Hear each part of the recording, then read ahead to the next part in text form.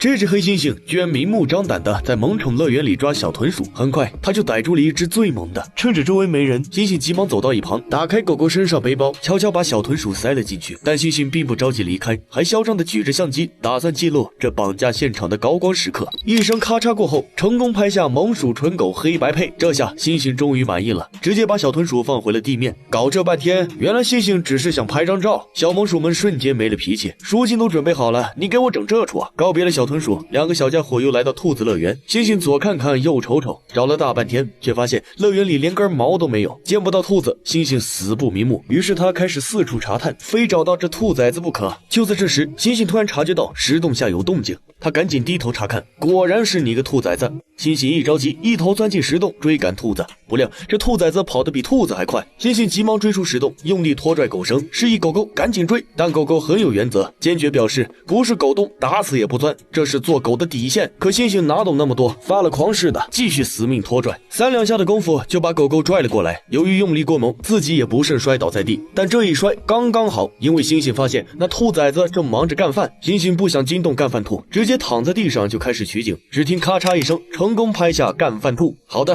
換個地方繼續浪。緊接着，兩個小家伙來到一個玻璃房前，猩猩好奇的往裡一瞅，裡邊睡着一頭白老虎。猩猩二話不說，咔嚓一聲，咦，這拍的什麼鬼？猩猩對自己的作品很不滿意，於是他要求白虎起床擺個 pose， 但白虎根本不願理會。作為森林之王，被一只猩猩和一條狗參觀，這種奇恥大辱，誰他媽受得了？看白虎不配合，猩猩怒了，他齜牙咧嘴，催白虎起床，並不斷拍打玻璃，以示抗議。你這啥服務態度？不擺 pose，洒家要退門票！猩猩這一鬧，白虎瞬間暴怒，直接跳下床板，殺氣騰騰的向猩猩衝來。猩猩當場嚇尿，立馬撒腿就跑，連狗狗都顧不上理會。但白虎還不解氣，又給猩猩一個死亡凝視。猩猩實在怕，只得抱緊狗狗尋求安全感。可白虎依舊死盯着猩猩不放，猩猩只得腦袋着地，懇求大王息怒。看白虎臉上殺氣散去，猩猩才敢摁下快門。咦，為啥照片中的老虎臉上帶着笑容？不過猩猩也不敢再好奇，帶着狗狗便匆匆離去。被老虎這一下，猩猩也學乖了。你看他給紅鶴拍照就非常禮貌，還特地縮起一隻腳向對方致敬，所以紅鶴們非常配合，和和氣氣就讓猩猩把照給拍了。還有這頭河馬也非常配合的張開了大口，猩猩都禮貌的把相機舉過頭頂了，不給拍一張也不太合適。一晃眼，一天很快過去，兩個小家伙也是時候回家了。